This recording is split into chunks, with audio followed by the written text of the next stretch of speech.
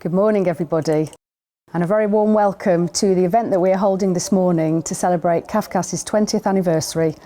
Sadly not in person, but we hope that you'll be able to listen online or watch later as we reflect on the journey that Cafcass has taken over the last 20 years and look forward to the future.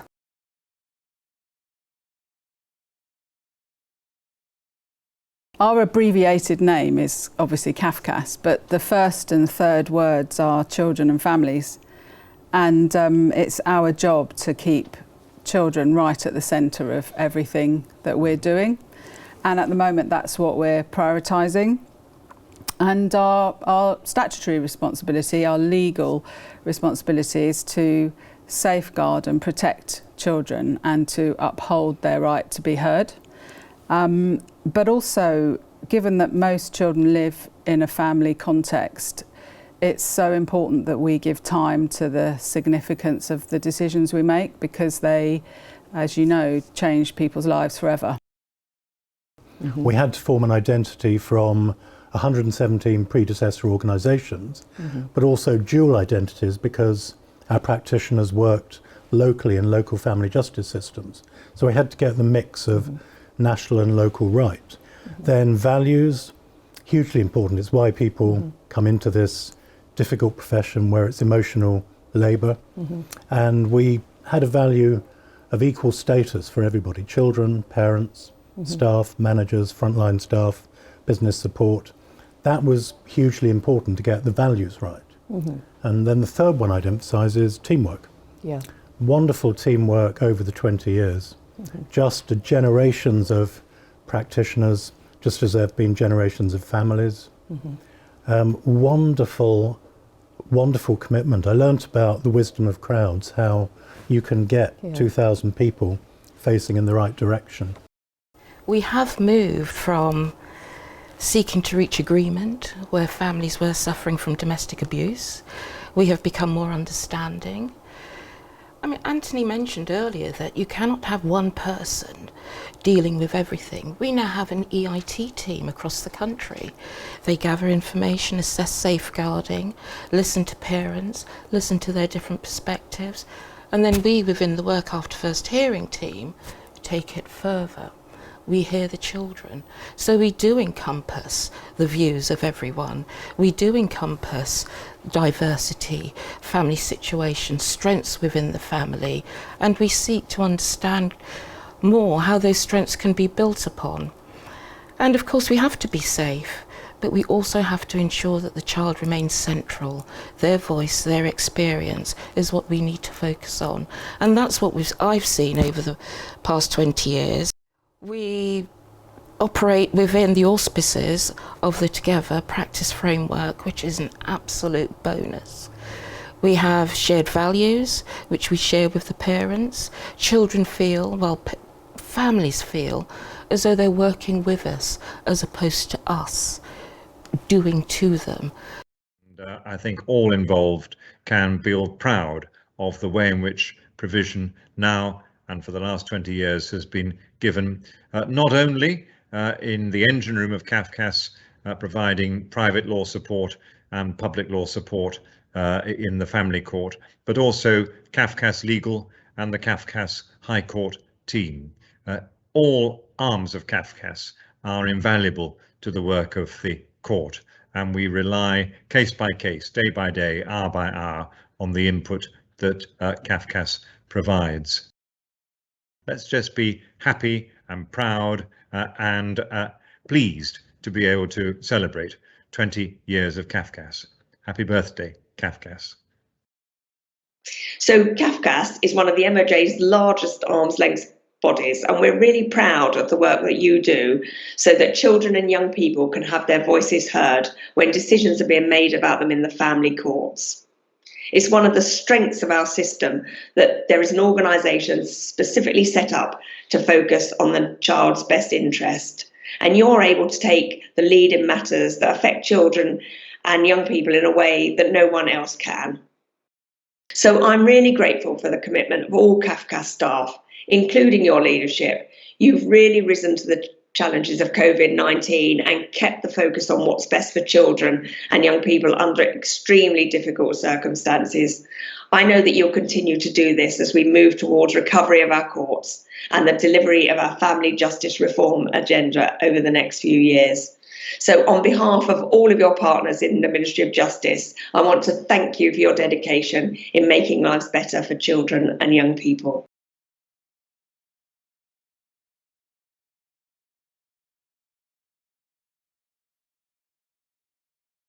Can you explain to us what the Family Justice Young People's Board is? Yeah, so the FGYPB is an advisory subgroup to the Family Justice Board, and we have 70 members currently from age 7 to 25.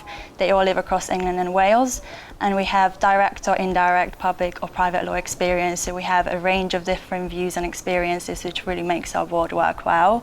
And we support the work of the Family Justice Board because we are able to share our own personal experiences and ensure that the services that are around for children are child-friendly. We are able to take part in recruitment panels, which I think is one of the most important commissions that we do, because we are able to select who actually joins Cafcass. So we can interview newly qualified social workers, family court advisors, people who join the Cafcass board.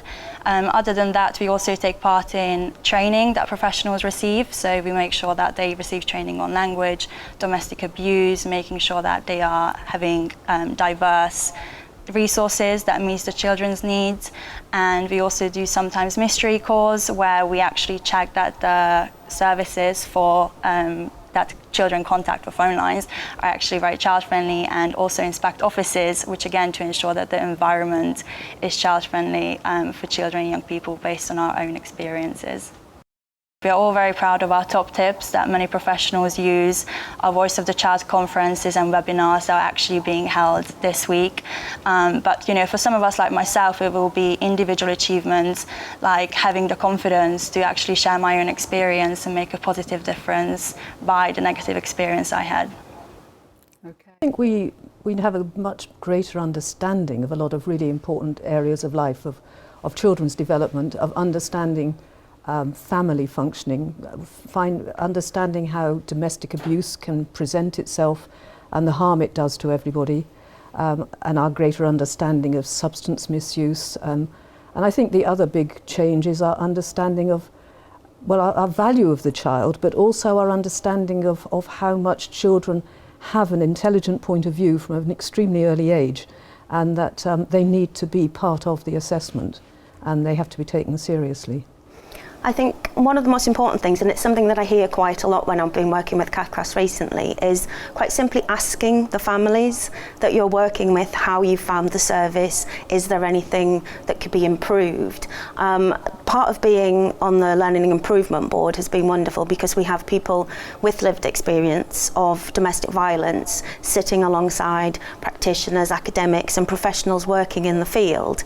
And we've also been delighted to have some of the Family Justice Young People's Board join us as well. And it's been really wonderful to see that actually it is possible for everybody to work alongside with exactly the same aim, which is better outcomes for children and families.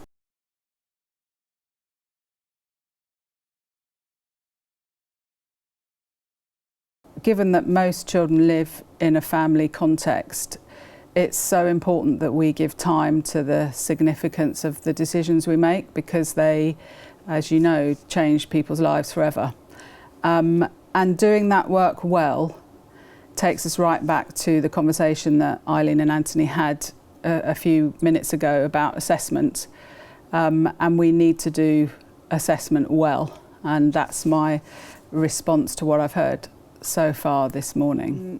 In short, assessment in our work involves, first of all, making a good enough relationship with another person, in our case a child, that means they can relax and trust us a little bit, to enable them to talk about their lives and how the experiences that they live with are affecting them.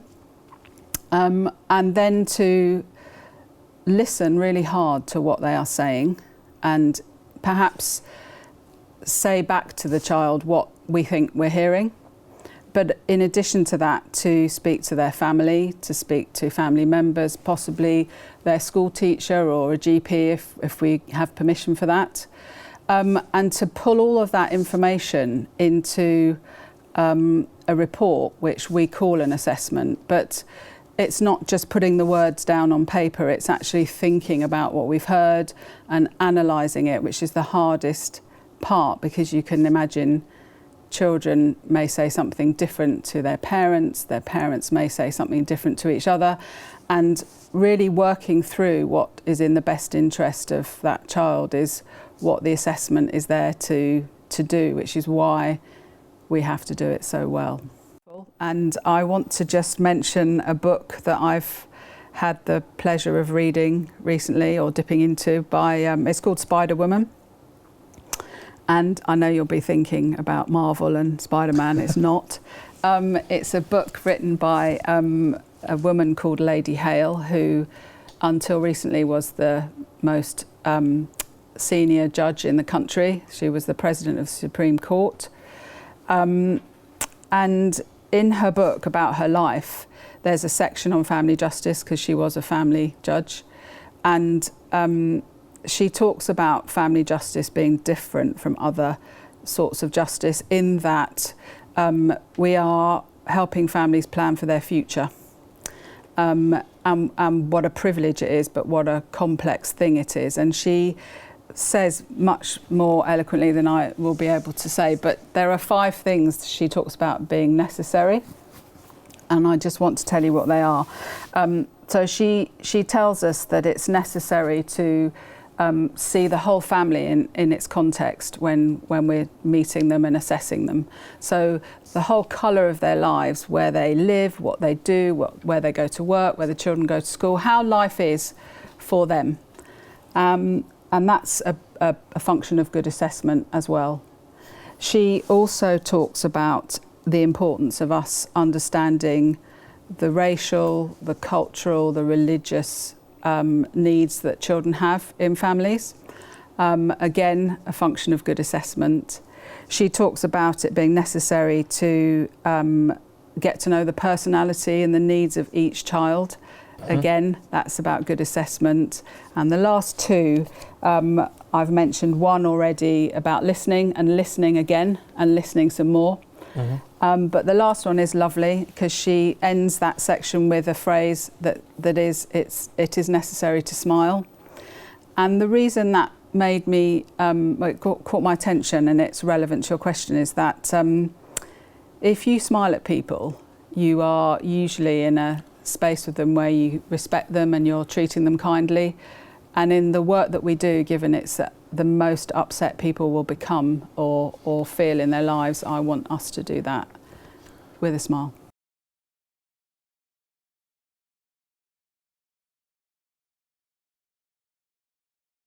I think we have got a lot of people at Cafcass at the moment talking about how much they believe in the importance of families understanding what we call our workings out. You know, all of us have done the maths exam where you get a mark for showing what you're doing, even if the answer is wrong. And you know, I don't joke about that. I think we are in touch with people at some of the most distressing times of their lives, and we may not agree about the recommendations that we make, but actually people being able to say, I understand why those recommendations were made, and somebody had the courtesy and the respect to help me think that through. I think that's the biggest courtesy we can offer, really, at very difficult times, and in so doing use the authority we have, which is not insignificant. If you think that we can make a decision about whether someone's child stays living with them or not, or has contact with them or not, we need to do that with the utmost respect, and that involves people understanding why we say what we say. Yeah, I think that's... Cafcass not only looks after children and families, but the people, all of us, the staff, whether it's through its health and well-being scheme or the various diversity networks it has, there's a lot of emphasis on our happiness and making sure we're safeguarded in the same manner. And Cafcass is a very cohesive organisation with a very strong vision for the future, bringing its 3 pillars together, that's partners, people and practice, through its strategic priorities. So yes, these are a few of the aspects I admire about Cafcass. Continue doing what you're doing. Keep asking the difficult questions, asking children and families what's making a difference, involving children and families in every step of the organisation, in learning, in training. You know, hearing Anthony talk about a child standing in front of a room of practitioners, breaking down those barriers so that everyone's working together with the same aims rather than, and as Eileen said, it's about having that time, because if you don't have the time to build a relationship with the family, yes, then that's when mistakes can happen, because you haven't got to know the person that you're working with. Families can be mistrustful whether they've had experiences of the system or not, and to see that as something that can be worked with rather than as a barrier, I think is extremely important. Families have an enormous amount to contribute. They just need to be asked and given the opportunity. Earlier, we have over 70 members, so ambitions between different members are very, very different. Yeah. Some of my personal ambitions are to continue to see the board grow. We have over 3 times as many commissions as we did last year, and that continues to grow. So it's nice to see the increase in commissions, and I'm sure that will continue to grow. Our relationships with some of our stakeholders like Ministry of Justice and Department of Education continue to grow, and it's nice to see those relationships growing. I personally would like to see a more connected relationship with the Department of Education and perhaps implement some of our policies and the stuff that the board are passionate about around education, perhaps like educating everyone in school about separation or some of the key issues around family justice.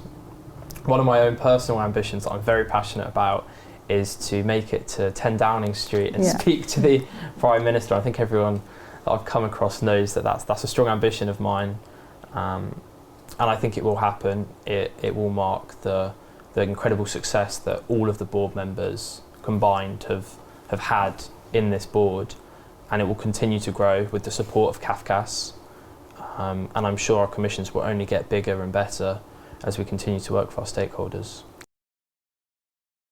And I'd just like to pay tribute to our board, to all of our staff. It's important to say thank you to all of our partners. You know who you are across family justice, who enable us to work with families. And I hope you've really enjoyed today to understand a bit more about our journey and about the things we are trying to do to make those family experiences for children and young people the best that they can be in very difficult circumstances.